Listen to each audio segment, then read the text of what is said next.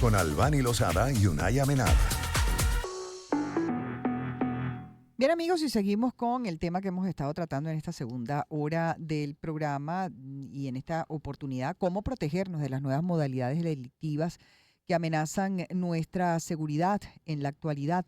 ¿Estamos preparados realmente para enfrentar estas nuevas modalidades delictivas que surgen cada día? Bueno, precisamente para ahondar sobre los riesgos que nos rodean y aprender a protegernos de ellos, hemos invitado al programa a Luis Isquiel, abogado y profesor de criminología, quien nos va a guiar en este proceso de identificación y prevención de delitos. Bienvenido, doctor Isquiel, un placer saludarlo, también en nombre de Unaya Menábar, quien le habla Albany Lozada. Bienvenido a Agenda Éxitos. Bienvenido, Luis, ¿cómo estás? Hola, muy buenas tardes, Albany, Unay, un placer estar acá con ustedes. Sí, nos comentaba hace unos minutos Luis Godoy, criminólogo y ex jefe de la División de Homicidios desde el CICPC, que sobre todo han surgido con fuerza lo que son los delitos intrafamiliares, la violencia intrafamiliar, lo que tiene que ver con, bueno, no son delitos, pero son accidentes que nos terminan involucrando, muchos de ellos accidentes de tránsito que están envueltos motorizados y lo que son los delitos informáticos. Calificaba, digamos, como esas tres modalidades que estaban en auge en este momento. Reconocía que, por ejemplo, delitos como asesinato, robo con violencia o secuestros habían disminuido considerablemente en el país.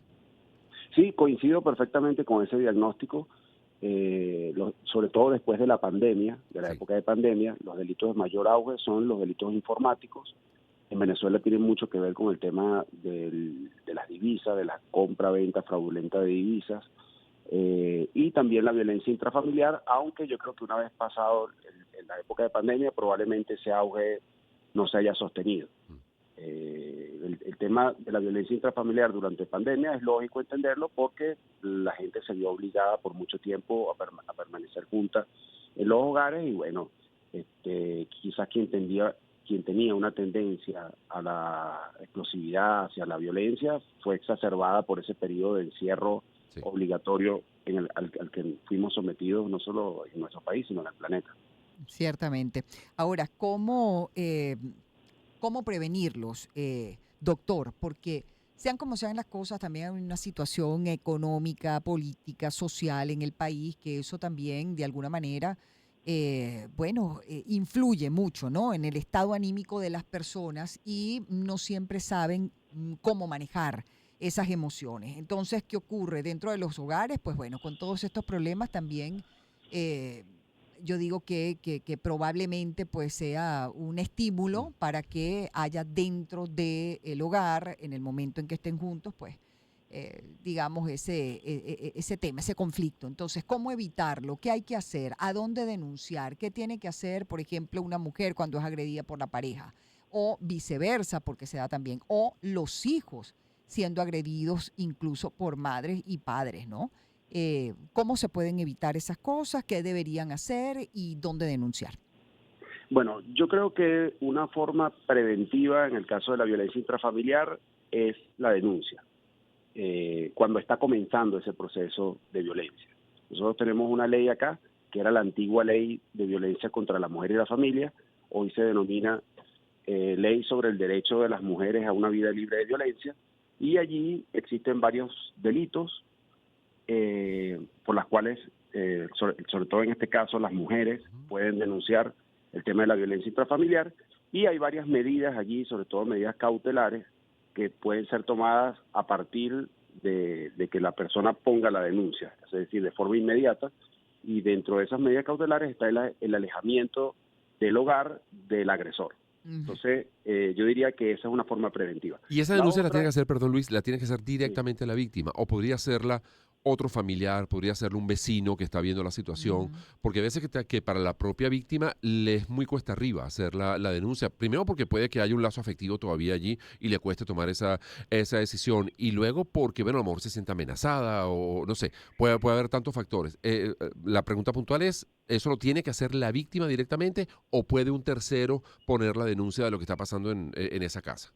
Sí, muy buena pregunta. Estos son delitos de los denominados de acción pública. Es decir, cualquier persona podría denunciarlo. Puede ser la mamá de la víctima, algún otro familiar de la víctima, podría interponer perfectamente la denuncia. Ahora, en el curso de la investigación, claramente la declaración de la víctima sería como la prueba principal. Se tiene que vamos a hacer parte, ¿no? Exactamente, posteriormente. Pero el inicio de la investigación puede ser por la denuncia no solo de un familiar, sino de cualquier otra persona, puede ser un vecino, Exacto. inclusive, que escuche el tema de violencia en un hogar, etcétera. Con respecto a los delitos informáticos, estos delincuentes están buscando, vamos a decir, que la gente esté descuidada, Sí. y básicamente buscan eso, ¿no? Para que sean victimizadas. Entonces, hay muchos modos operandi de los delitos informáticos. Como dije anteriormente, la mayoría tienen que ver con compra-venta de divisas, es decir, hackeo de WhatsApp, por ejemplo, hackeo de redes sociales, y entonces tratar de ofrecer divisas, etcétera. Entonces, no cerrar ninguna transacción de divisas, sea por donde sea que le llegue el mensaje de un familiar, de un supuesto amigo, etcétera, sin contactarlo directamente, sea vía telefónica o sea en persona. Es decir, porque estos delincuentes regularmente buscan que cierren la transacción a través de simples mensajes, sea por redes sociales, WhatsApp, mensajes de texto o lo que sea. Correcto. Entonces esa es una forma de prevención importante. Segundo, hay otras modalidades también distintas, pero muchas tienen que ver con robo de datos. Robo de datos de cuentas bancarias, robo de datos de otro tipo para vulnerar los bienes de las personas. Entonces, no dé datos por simples correos electrónicos, eso es lo que se denomina el phishing. Eso también ha proliferado mucho en los últimos tiempos, es decir, delincuentes que envían, correos electrónicos de supuestas entidades bancarias o inclusive suplantan, vamos a decir, suplantan instituciones del Estado. He visto correos, por ejemplo, del Ministerio Público diciendo que están investigando legitimación de capitales y entonces que la persona para vamos a decir, salirse de la investigación, tiene que aportar los datos de su cuenta para que sean verificados judicialmente. Y entonces muchas personas caen en eso, dan los datos de sus cuentas bancarias y luego los delincuentes proceden a vaciar esas cuentas. Y en ese caso, bancarias. ¿qué debería hacer uno? Acercarse a una oficina del Ministerio Público a preguntar, mira, me llegó este correo, ¿hay alguna averiguación abierta sobre mi persona? O no sé, ¿cómo se actúa en esos casos? Porque a lo mejor la persona cae en un estado de angustia de no saber si está o no siendo realmente investigado, ¿no? Claro, porque eso es lo que buscan los delincuentes, que la gente se alarme y caiga en eso. Ni siquiera piense como tú estás haciendo, que es lo racional, que es verificar la existencia de ese correo, la veracidad de ese correo. Entonces, igualito lo mismo si te llega un correo de una entidad bancaria.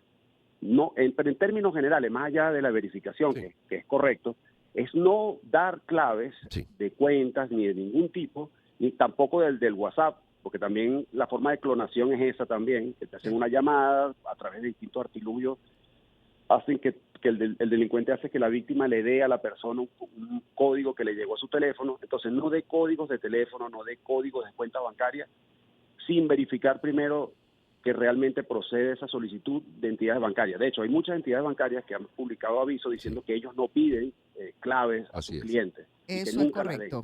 Sí, es así, doctor.